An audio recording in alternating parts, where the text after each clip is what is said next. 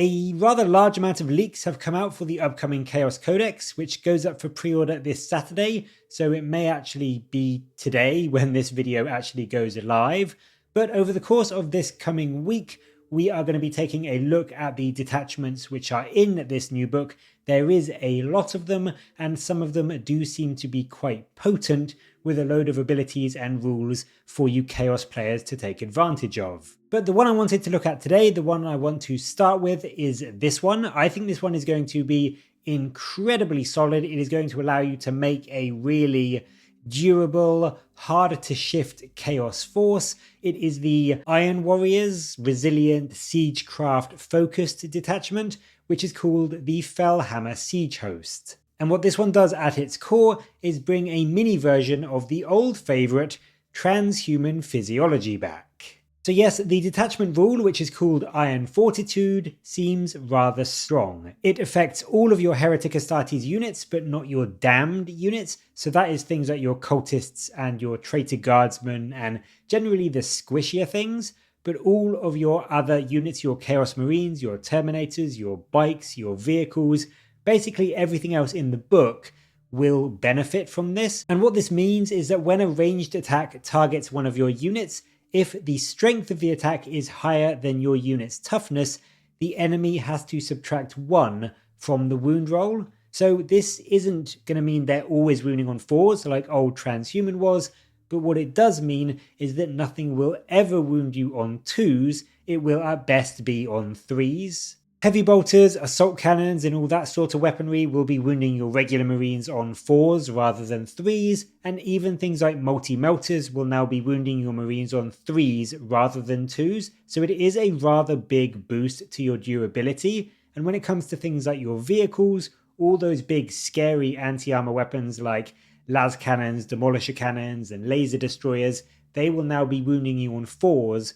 rather than 3s, and even the biggest, scariest weapons like volcano cannons, they will now be wounding most of your vehicles, in fact all of your vehicles, on 3s rather than 2s. So it is really quite an impactful buff, and despite being ranged only, it does mean that your units can now a lot more reliably sit back, sit on objectives, or just move up into the midfield and endure it a lot more and have a lot more models surviving into the later stages of the game. Anti-tank units like Marine Devastator squads with 4 las cannons will go from doing around 8 damage to a Rhino chassis if they've stayed still, to a much less scary 6 damage, whilst into your infantry, a squad of 10 Hellblasters, for example, if they overcharge, will go from flat out killing 9 Chaos Marines thanks to that strength 8, meaning they wound on 2s, to now of course only wounding on 3s, which means they will get around 7 Marines dead instead. So it can make a significant difference. It may not seem like much, but that can be the difference between a squad being wiped out or a squad surviving and holding on to an objective.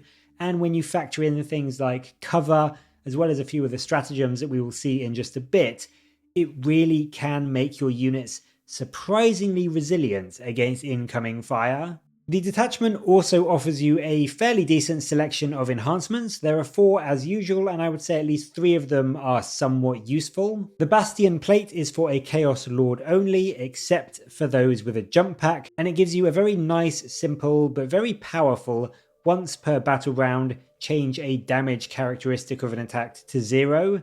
So this is fantastic against those precision sniper shots, or if your Lord is out by himself, it really can make him super tanky. He is going to be not only harder to kill from those higher strength shots thanks to Iron Fortitude, but now you can turn damage from an incoming shot to 0 as well, and the fact that it is done after a saving throw is failed means that you will never unwittingly waste it, and you can save it for those big, scary, multiple damage attacks rather than just on a piddly 1 damage bolter shot.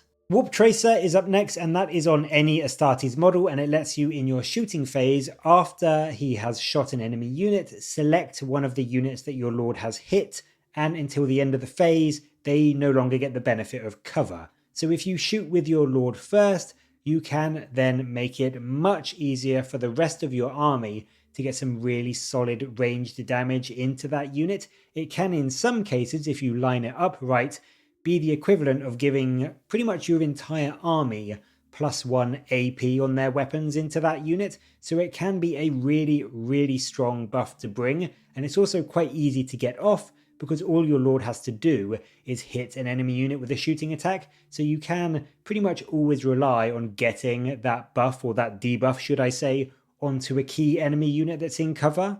Next up, we have the Ironbound Enmity, I can't say that word, Enmity enhancement. This again is a Heretic Astartes model only.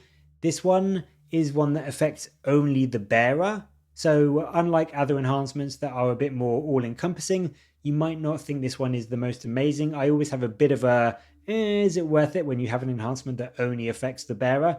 What it does is it grants you +1 to wound if the bearer makes an attack whilst in range of an objective. Now this may not sound like the most amazing, but some Chaos leaders can be quite spicy. Think a Demon Prince with his Hell-forged weapons, or something like a Lord Discordant. Not only does this happen on their Baleflamer, on their shooting attacks, as long as they're near an objective, but when they are in melee, they have got a boatload of attacks, all at possibly +1 to wound, and then a lot of them are at -1 or -2 AP and 2 damage. So this could make your Lord Discordant really good at chewing through Marines and other infantry. He's got, as I said, a lot of attacks, so he could be hitting on 2s or 3s, wounding on 2s, so he could very easily wipe out an entire squad of Marines in one combat phase with this enhancement. So I would say it's maybe not for me quite as good as the previous two, but it's still quite solid, and if you want to make a really fighty character, this could be a very good way to boost their output much further. The last enhancement is the Iron Artifice. This is again an Astartes model, but it's infantry model only, so this will only be on your Footlords or things like your Master of Possession or Master of Executions. What it does is that it grants their weapons the anti-vehicle and anti-fortification 4+ ability.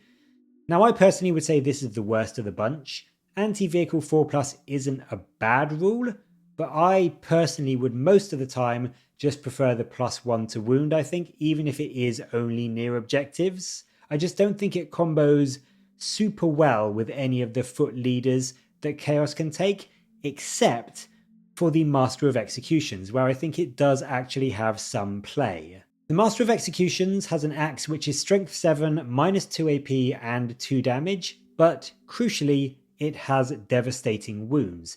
So you could in theory throw this on him, and then he will be running around and proccing 2 unsavable wounds with each 4+ to wound against vehicles, which actually isn't terrible. On average, it nets him 4 damage into an enemy vehicle, which they won't be able to make any saves against. So if he is in a squad with, say, some melee focused Chosen who he can join, they could do a reasonable bit of work, especially since the Master of Execution in a unit also grants them rerolls to hit and to wound against units that are below starting strength or below half strength for the rerolls to wound, so he can very easily finish off weakened vehicles alongside his squad quite effectively. So it's not all bad news, it is just, I would say, a little bit niche, and I would say probably the worst out of the 4. Certainly if I was building a list with this detachment, it would be the 4th option for me. I would definitely be bringing the other 3 as my 3 enhancements before this one,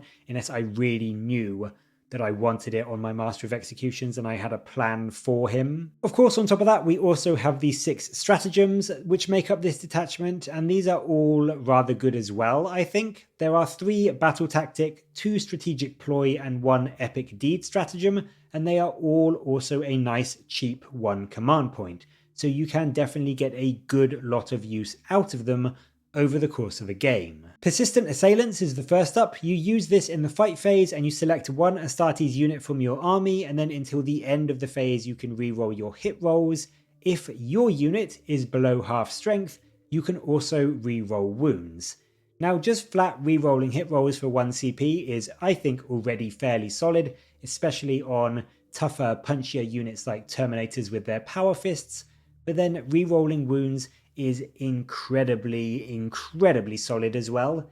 Yes, it might only be a handful of models if you are down to below half strength, but it still can make a squad that may appear weak, now that it's only got a couple of models left, actually punch much harder than your opponent might be expecting. For example, 10 Chosen with their accursed weapons will, if you get the rerolls to hit, kill around 8 2-wound Marine profiles if you have a full squad of 10, but if you drop that down to just 4 Chosen left, if you did this strat on those 4, thanks to the rerolls to hit and the rerolls to wound, they actually jump to kill around 4 Marines themselves, so it may not seem like much, but even just getting that off means that the 4 remaining Chosen can actually almost kill a 5-man squad. So if you need a unit to wipe out, a weakened enemy unit that's on an objective and you only have 4 Chosen left, you may still want to consider this strat just to make sure you get all of that damage through and you can kill off that unit that's on an objective and claim it for yourself.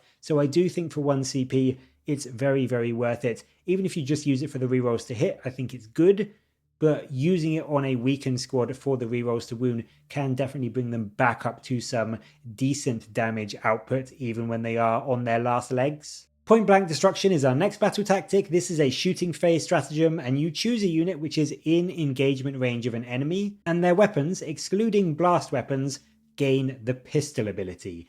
Now this is also huge. If you get tied up, something like your Havocs get tied up by enemy chaff, their chain cannons, their heavy bolters, their autocannons, they can just now shoot them as if they have got pistols. So you can unleash all of their shooting attacks into your opponent that may have thought that they'd really cleverly and wonderfully tied up your shooty unit with their chaff, and you were just going to have to fall back and, basically give up your next shooting phase. Now you can just shoot them in your shooting phase as if they were pistols. 4 Havocs with heavy bolters can reliably kill off about 2 Marine profiles, so you can quite easily do a fair chunk of damage into something like a 5-man squad that's trying to tie you up. Or if you get bogged down by something like a horde of Hormagaunts, the chain cannons, they can kill about 9 Hormagaunts with this stratagem, so it is a really, really good way for clearing off that chaff that is trying to tie up your squads, and also just surprising your enemy with what is essentially a whole shooting phase for a unit that they may have thought they had completely shut down. Brutal Attrition is next, and it is for Astartes infantry only and not for your damned units. In the fight phase, when an attack is allocated to your unit, you can roll a d6 for each allocated attack up to a maximum of 6, and on a 4+, it causes that enemy unit a mortal wound. So this is essentially a maximum of 6 mortal wounds into an enemy, which isn't terrible, but on average, even if you get to roll the maximum 6 dice, it's still only going to be 3 mortal wounds based on it needing to be a 4+. So it's not going to be all that useful all the time, but if you have, say, an enemy character that is in combat with you and they've just thrown 6 attacks into your unit and they've got 3 wounds left, you could just throw a CP at this and on average you will kill him off. So it does have its uses. It is a bit niche, I would say. You definitely won't be using this all the time, but in some situations when you know that with average rolling you can chuck 3 mortal wounds into an enemy character or unit that only has 3 wounds left, this could be a really nice, easy, cheap, surprising way to just get rid of them so that your unit can then move around and act normally and isn't tied up in the following turn. So it does have its uses, it's just quite niche. Next up we have Steadfast Determination. This is just fantastic, I think. It really plays into the detachment theme of this big, durable army. In your opponent's shooting phase, when they've targeted one of your Heretic Astartes units, you can grant that unit a 5-up Feel No Pain for the rest of the phase. So now your big block of 10 Terminators can have their 2-up armor save, 4-up invulnerable save, be -1 to be wounded against any shooting that is higher strength than their toughness, and also have a 5-up Feel No Pain. And they are just not going to be going anywhere with that kind of defensive stat line. Even things that are typically good into them, like 3 damage autocannon shots, are going to struggle to put them down, and 4 Devastators with the las cannons, even standing still, they won't manage to kill a single Terminator with all of these buffs and this strat. They will do just under 3 damage on average thanks to that Feel No Pain. So this really will make your units super, super tanky, even tankier than, you would be expecting, and they are just going to be able to sit around on an objective in cover and soak an unbelievable amount of enemy firepower for an entire shooting phase with this. The last two stratagems we see for this detachment are Pitiless Cannonade. This is a nice 5-up critical hit one, but unfortunately it is somewhat dampened by the fact that it only works against enemy units that are below half strength. It's not awful. 5-up crits is a good ability to have, and it does tie in quite nicely with Chaos thanks to your army rule potentially giving your units either lethal or sustained hits, so it can combo quite brilliantly with that. But of course, the requirement of you targeting an enemy unit that is below half strength is a big downside, and it does make this again quite niche. When you do have the opportunity to use it, it will be really good and worth doing because you will get a load of extra hits or auto wounds on 5s rather than just on 6s. So it is worth keeping in your back pocket for when you are shooting into an enemy and you know that they have got a vehicle or whatever that's below half strength. But again, it is niche. You definitely won't be using it every single turn. But when you are up against an enemy unit or vehicle that's half strength, definitely be using this because it will boost your output quite significantly. And then finally, we have Siegecraft. This is done at the start of the opponent's charge phase, and you choose a unit in your army, and each time an enemy tries to charge that unit, they are -2 to their charge roll. So I think this is also really good, especially if you have a unit that wants to avoid combat.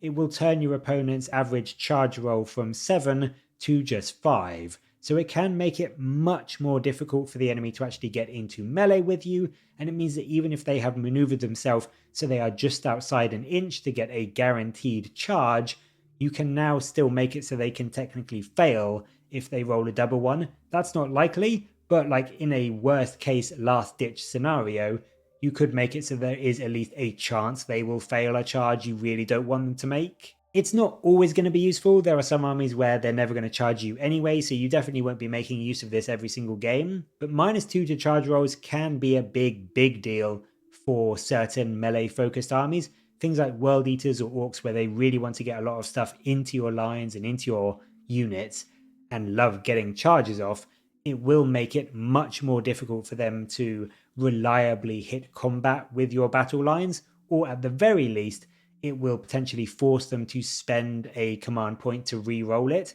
So it can be super useful, and I think turning that potentially 7-inch charge to a 5 on the average dice rolling is enough so that it means you can keep some of your units quite well protected against enemy charges.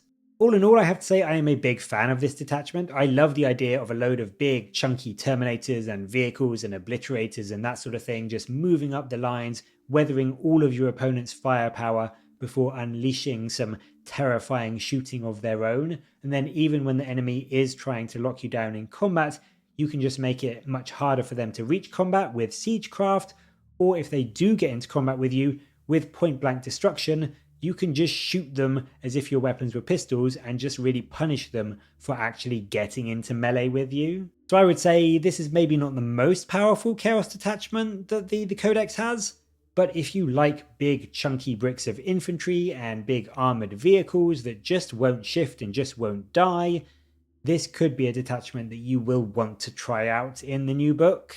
And that is going to be the first of the new Chaos Detachments, the Fellhammer Siege-Host. What are your thoughts on it? Do you like it, and will you be running any lists to try it out? Let me know what you are planning with it down in the comments below, and as always, thank you very much for watching. Please do like and subscribe for more Warhammer content from me, but until next time, I'll catch you later guys.